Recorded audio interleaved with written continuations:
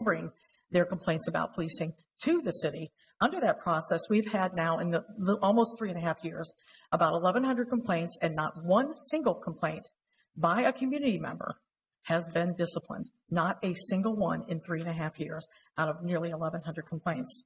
This is a highly problematic agency. The agency is clearly not working. They like to talk quite often, and she spoke again today about how great it is to send all the things to coaching. Well, here's the deal about coaching, folks. Coaching is about not disciplining officers, because when an officer is disciplined, the complaint against that officer and all aspects of it become public data. When you don't discipline an officer, even if the complaint is sustained, if it's not disciplined, much of the data about that complaint is non-public. And that was the whole scam in the very beginning, and I call it a scam. Yes. In fact, what we find when we examine what we can get out of the complaints through the PCOC is that often B, C, and D level complaints on the police disciplinary matrix are sent to coaching and counseling, and these are deeply inappropriate complaints to be coached and counseled. When we don't have discipline, what we have is Jamar Clark. When we don't have discipline, what we have is Terrence Franklin. When we don't have discipline, what we have is all the day-to-day complaints that people have about poor quality policing in this community. It is a huge concern. And so I speak here today to ask you to think hard about this. Now, here's the thing about this process. This is not an up or down process. You don't have to vote yes and no. You can say yes, but we have some things we want to see fixed. You did that last time with her appointment. You can do that again. You did it with the appointment of Chief Dolan. You could do that again. You could say, we need a new process. Why is this process so flawed? Why have no complaints out of 1,100 complaints from community members in 3.5 years not been sustained? It's a huge problem, and I ask you to do what you can as a committee to fix it. Thank you. Thank you. Ms. Gross, Mr. Allen, and Mr. Wolpert, we see that you didn't sign in with your address on the city clerk sheet, so we do need you to give your address to the city clerk before you leave. Thank you. Our next speaker is Dave Bicking. Thank you. I'm Dave Bicking, 4200 Cedar Avenue South in Minneapolis. I want to thank you for continuing the hearing. I wish it were for 2 weeks from now instead of 1. As a result, I'm going to reserve my time to speak to the substance of this appointment for the later time when I can be more prepared and when there's time to submit written remarks as well. I think in the meantime, however, possibly we could get answers to a couple of questions in that time, because there were conditions set upon Velma Corbell's reappointment 2 years ago. In particular, it's here that report back to the executive committee in about 6 months.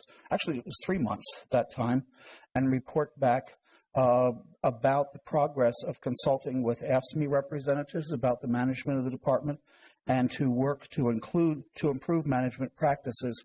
I understand a management consultant was hired by the city from outside to help with that management. I checked back after that time had expired, and I recall that I was told that, well, no, actually nothing was ever reported back and nothing was followed up. So I'd like to ask before the next hearing that we could have questions to, how long did that counseling go on? What did that cost? Is it still going on? I certainly hope that that's not still needed.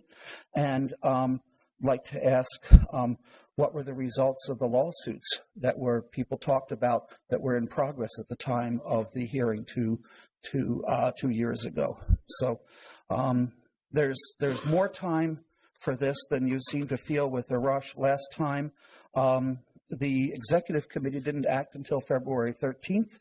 The Public Safety Committee, at its next meeting 2 weeks later, set the time for a public hearing, which was March 19th, 3 weeks later. So 5 weeks between the executive committee and the committee action, and the appointment wasn't official till the council meeting on March 28th. I would like to see something a little more approaching your previous practice in terms of notice. Thank you. Thank you. Our next speaker is Pam Castine. Good afternoon, Chair Lang, President Johnson, members of the committee. My name is Pam Castine. I live in the 8th Ward, 3952 12th Avenue South, and I'm here to speak in favor of Ms. Corbell's reappointment as the Commissioner of Civil Rights. I've known Ms. Corbel now for many years, particularly as in the community as she serves on the board of Achieve Minneapolis, where I'm the CEO. And in that capacity, I've gotten to know her commitments and perhaps most importantly, her character. I am here to testify that Ms. Corbel acts with integrity in all things, with transparency in all things, and demands accountability not only of herself, of her department, but also of the organizations that she chooses to affiliate, such as Achieve Minneapolis. So I heartily recommend her reappointment. And also, as the mayor has mentioned, as the organization that works with Step Up, I'm delighted to work with this department and her in the alignment of urban scholars with the Step Up program. Thank you very much. Our next speaker is Claudia Rivera. Good afternoon, Chair, President, Mayor. My name is Claudia Rivera. I'm at 3222 DuPont Avenue North, and I'm here today to speak in opposition of the reappointment of the director, mostly to echo the concerns of the community. Generally, that something is wrong. Something is wrong at every level, and so, in my opinion, everyone's got to go. And that's the chief, and I'm sorry, the mayor and the director. There's a huge problem, and it's not being addressed. I'll keep it real brief. I'll just keep it at that. I think everyone's got to go because I believe Black Lives Matter, and we need to get justice for Jamar. So thank you. Our next speaker is Tony Newborn.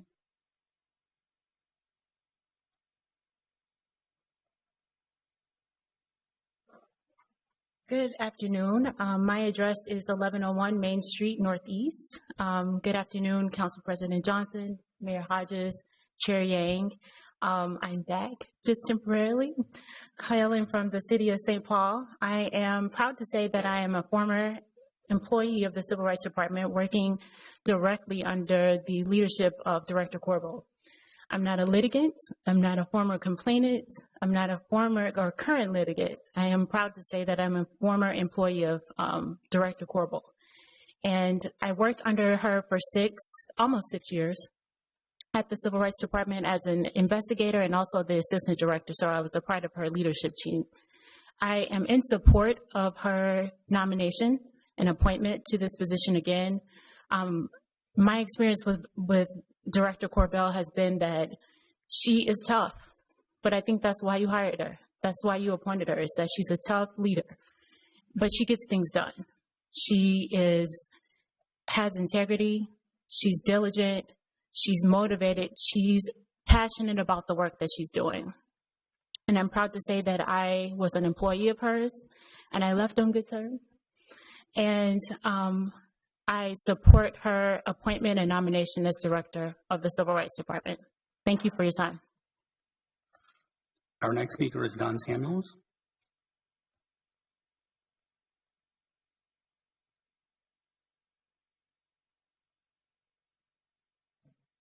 Good afternoon, Mr. Chair and the committee. Can't believe you guys are still here. It's good to see you. It's a sight for sore eyes. And also, Madam Chair, it's great to be here, especially for a great cause to support Velma Corbel for reappointment as Civil Rights Director. Probably the person who would relate to what I'm saying next is Council President Johnson, because she was here for the years and years where we had one after the other director for the Civil Rights Department with failed attempts to get it in shape, to make it accountable and effective. I was here for those. We hired people after searches, recommendations, processes. It didn't work. And Velma was, I guess, the second person who was able to make this department functional and healthy. I tell you, it was a wonderful thing at City Hall when the department, which was designed to protect the rights of our citizens, finally came in line with the kind of functionality that our other departments had. because Velma is responsible, she's accountable, she is effective and efficient. She hires great people, whether it be Michael Brown, who is now a judge, or Tony Newborn, who is now doing the same work in St. Paul. Young people who rose to the level of their potential and served the city well. And, there's a stadium going on up over somewhere around here, which was controversial. But one of the conditions that was placed on its construction was that it had hired people to the level of the availability of the marketplace, which was assessed to be at 31%. And guess what? They're making that standard for the first time in the history of the city of Minneapolis. Such a large construction project has been hiring so many minority people. And the Wells Fargo project, and from now on going forward, the developer of that project also is saying that from now on they will rise to that level. It all rests on the work that was done and pioneered by Velma Corbel to bring the study into a city to demonstrate that there was a large minority workforce that was being underemployed. That's just a couple of the things I can say about Velma. Others have said, and we'll say more. But personally, such a person of strong character, and so much so that she's become my friend. And the first one always goes first with me. Thank you. All right. Well, with that, we have completed our list, and so we will. Councilmember Gordon. So I wanted to make a comment, and it occurred to me that because of their change in timeline and our change in plan, actually this committee probably won't even be voting on these issues. So that sort of changed my perspective of how I was going to approach the meeting, and I did want to make a little comment about this appointment. I know that we had a lot of discussion about it last time, and I was supportive of it with some reservations, and I just wanted to note that I'm also supportive, and my intention, had I had the opportunity to vote on the fire chief, would have been to vote in favor of a recommendation for that as well. I do think that some of the issues that came up last time having to do with morale in the department and those things were addressed. I'll have to look back and see if the executive committee actually got a report. I know that I got a briefing on some of the training. I know that I saw some of the reviews. I know there was some actual executive coaching that occurred.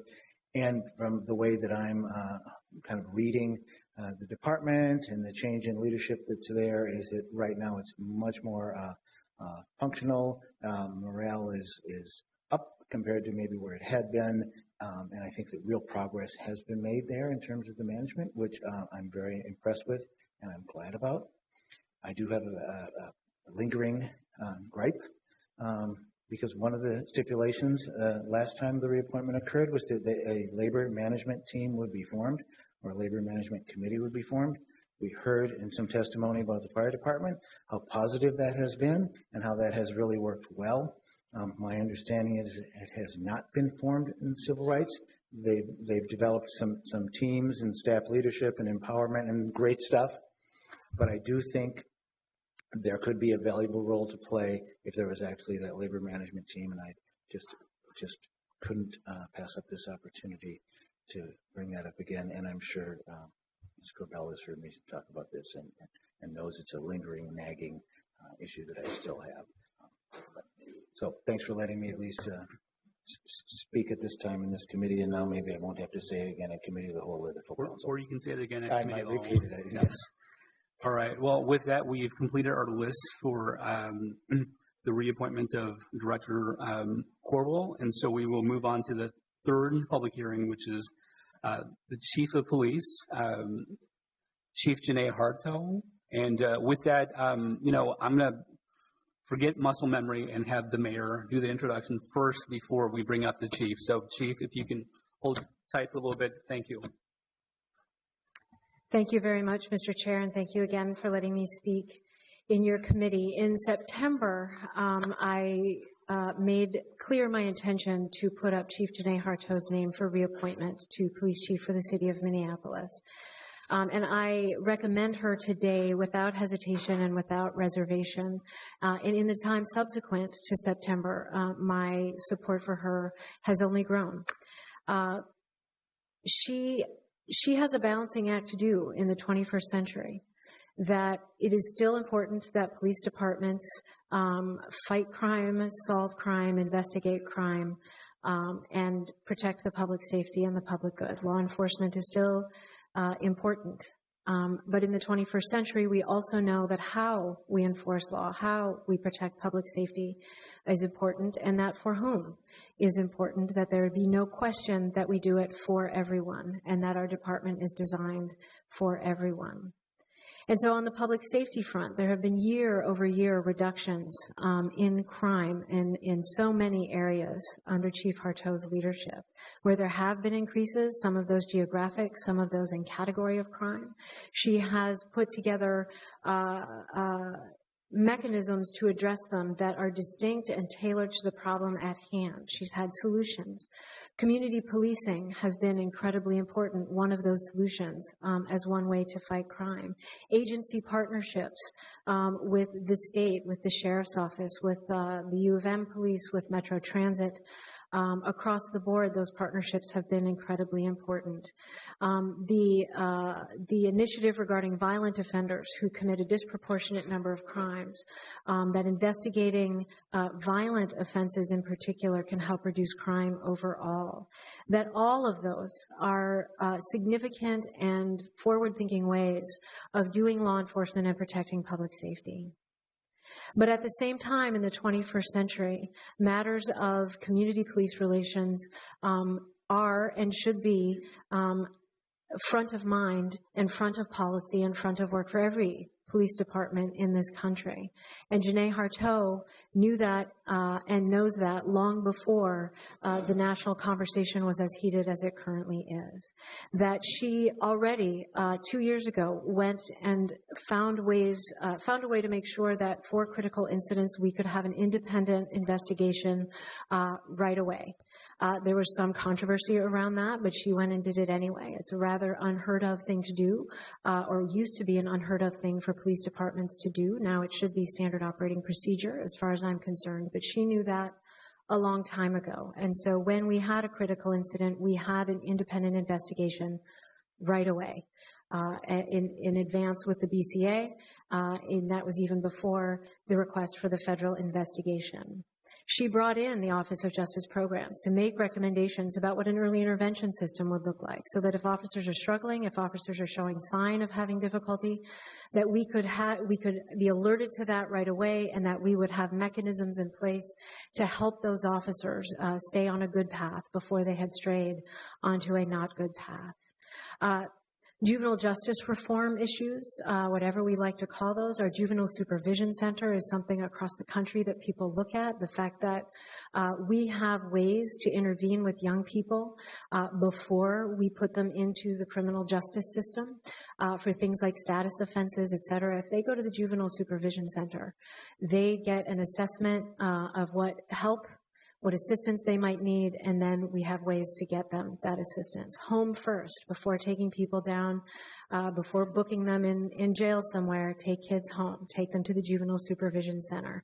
This is one way that we have to make sure that our system is dealing with young people as young people, which is incredibly important. And she and I together eagerly looked for the opportunity to participate in the National Initiative for Building Community Trust and Justice, understanding that the relationship between the police department and the community has to be strong, both on moral grounds and on public safety grounds, and that the National Initiative for Building Community Trust and Justice is 6 cities across the country who are doing focused work on making sure that we have the most positive relationship possible between the police and the community in the most genuine and real way possible. We are participants in the national initiative, but we do not run the national initiative. They come in and they work with us. They work with the community to find ways that we can move forward together. And in that spirit, I had put in the budget, you all voted for, which I appreciate, dollars to make sure that we could do training that was recommended by the National Initiative on Procedural Justice. That will be happening next week. This is some of the first of the kind in the entire country that we are having our entire department go through this training, and that's under the leadership of Chief Janae Harteau. And finally, just yesterday, she and I asked for an after-action review of how the city responded to the occupation of the police fourth precinct. She has said, I have said, we stand behind the city on that, but if there are places, and we stand behind our officers on that, but if there are places that we could have done better, we need to know that as well. And so asking somebody else, asking the COPS office to come in, do an after-action review to see what we did well, what we could have done better will be good for us, it'll be good for the community, and it will be good for people across the country to see and to learn from our successes and from our mistakes both. All of this she has done while making sure that her officers understand that she supports them. All of this is not in contradiction to wanting to make sure officers are supported. Making sure that we have the best possible 21st century police force, incredibly important that people are supported, and incredibly important for public safety.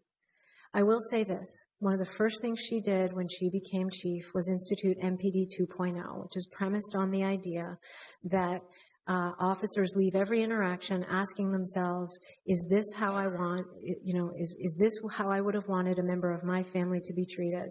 And that the expectation is that the answer should be yes to that question. And she has organized her department, she has organized her leadership, she has organized her training, she has organized her policy around that question. And that is the sign of a leader, and that is the sign of a 21st century police chief and a 21st century leader. And so I ask without hesitation and without reservation that you support the reappointment of Chief Janae Harteau for Minneapolis Police Chief. Chief Harteau. Good afternoon.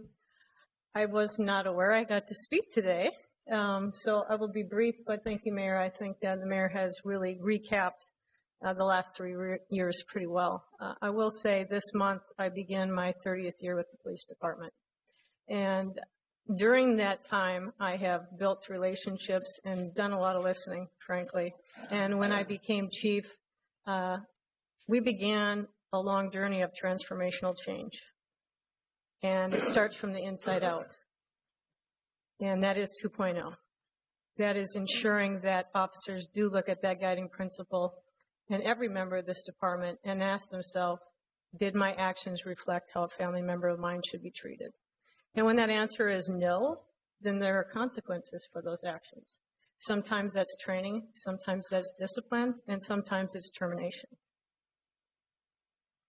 And our core values, commitment, integrity, and transparency, ensuring that those are our guiding values as a department and as a city. And so we have spent the last 3 years in that transformational change, and I will tell you that change, as I think most of us know, is inevitable, but progress is not. Progress is intentional. And I am so proud of this department and this city with the progress we've made, building relationships, bringing in the Office of Justice programs to do an independent review, working with the national initiative, working with the Department of Justice, having a seat at the table at the forefront, as the Mayor said, of 21st century policing. I'm honored and humbled to stand before you today and tell you we just got started. This is the beginning. This is when the real work happens, and I believe we have all the right people at the table. Those at the police department, all of you, and those in this community are the right people at the table, and the time is now. Thank you. Thank you, Chief. With that, we will open up the public hearing. And the first speaker is Adrian Thompson. Good afternoon, committee. My name is Adrian Thompson. I'm a resident of the south side of Minneapolis. I work for the Council on Crime and Justice, a volunteer advocate, mental advocate for the youth. But, you know, I've heard some testimony from the mayor and the police chief, and just reminds me that, you know, we've lost sight of the most basic principle, which is to protect and serve. I heard what amounted to me was a bunch of mumbo jumbo. I didn't hear anything that reflected anything about the elephant that's in the room, the elephant that's in Minneapolis, the elephant that's in the country about police misconduct. Is anyone aware of that? Police brutality, police killing unarmed men over and over again with overwhelmingly graphic evidence. I heard the chief talk about consequences. Are we talking about the same subject?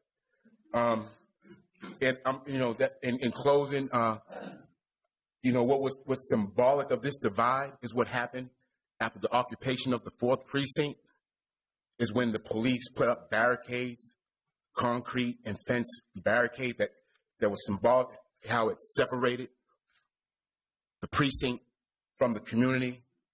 So I'm speaking in opposition of the reappointment. We need a police chief that has the courage to hold their fellow officers accountable. I'm sure Fong Lee and Jamal Clark would be opposed. All right. The next speaker is Lisa Clements. Good afternoon. It's an honor to be here. I'm here in support of Police Chief Janae Hart, so I have never attended one of these to support a chief, so that should tell you something about me. I came in the department in 1987, and I was assigned to the 4th Precinct, North Minneapolis, on the same shift as the chief. She has never shied away from conflict or making unpopular decisions, and she has shown that through every level of her career, all the way up to the police chief. She inherited a department that has resisted change for more than 50 years. She has openly promised reform, even though some may want to resist that. The community's level of distrust should not be ignored. But change does not come overnight. Reform will not come overnight. But this chief is not afraid to do that. I left the department after 13 years because I didn't believe anybody recognized that there was a problem in the Minneapolis Police Department. Not just the relationships with the community, but the relationships with its own officers, especially black officers. This chief has opened her door to the Justice Department to come in and take a look. There's no secrets now. That's never been done by any chief in Minneapolis. From that, she created 5 committees. She opened the door for everybody to join any committee you wanted to be on. She didn't handpick everybody. She handpicked some, and I'm very thankful to you for picking me to be a part of that team, even though she knows I have a big mouth. She has hired more officers of color than any chief before her. And she knows that there's a lot more work to do there.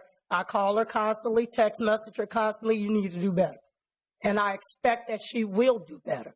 One of the things that I would say as a criticism is that this group needs to address your human resources department, because that is something that's blocking her from making change. And I disagree that she hasn't addressed police brutality. If you listen to it, you're seeing that you want her to say, I'm addressing police brutality. She is saying that through the different things that she's doing, through the terminations that she has made. She is saying that. But I urge you to reappoint her and give her an opportunity to continue the great work. Thank you. The next speaker, and the handwriting is a little bit off, but I think it's R.A. Edwards, but it could be R.A. something. So I think it is Mr. Edwards. Apologies. Once again, good afternoon. Again, my pleasure to speak before the committee. Mr. Chairman, Council President Johnson, members. Again, I applaud the Chief Executive of the city, the Mayor, in her decision to affirm. I first began to understand the importance of a chief of police or chief constable, however you want to refer to them. Basically, chief constable, you'd have to be in Canada or England. When I was a sophomore in high school in 1954, I guess I'm telling my age, as a young African American, I understood relationships. No one needs to tell me about relationships between community and law enforcement. I understood that. I learned a lot, and I've seen a lot of chiefs come and go. As I said with regards to the fire department, I've seen some that were outstanding. I've seen some that left a lot to be desired. I have my own checklist. As one who has been involved in the social arena since 1957, when I decided to get involved rather than just sit around and complain. I have a list of 3 of what I consider to be the most outstanding chiefs in my lifetime of the Minneapolis Police Department. One is somebody that probably dates all of you, and that was the legendary and late Elmer Nordland. The second is Chief Janae Harto. The third was Chief McManus. I had the opportunity to work with them. We may not have always agreed, but they were there, they were available, and they were committed. This chief is a visionary. She can't do everything for everybody. I'd like to see her be perfect. I'd like to be perfect. We'd all like to be perfect. As the previous speaker said, that we are looking at a situation in which police reform is one of the toughest elements in this society. I still await in the 77th year of my life for that perfectionist which will walk down the path and provide to us the necessary answer to reform in the institution and the arena of public safety. I applaud this chief for taking on this responsibility with integrity, honesty, and an understanding that she cannot be all things to all people. I repeat again, we would love to be perfectionists. She is doing what she needs to do. She is doing what she has to do. And hopefully, with the blessing and confirmation of the committee and the mayor, she will be able to establish her place in history as having changed some things that the previous speaker talked about. This is an institution, the NPD, that has resisted change for longer than 50 years. For longer than 50 years. I applaud you, Chief Harto, and God bless you.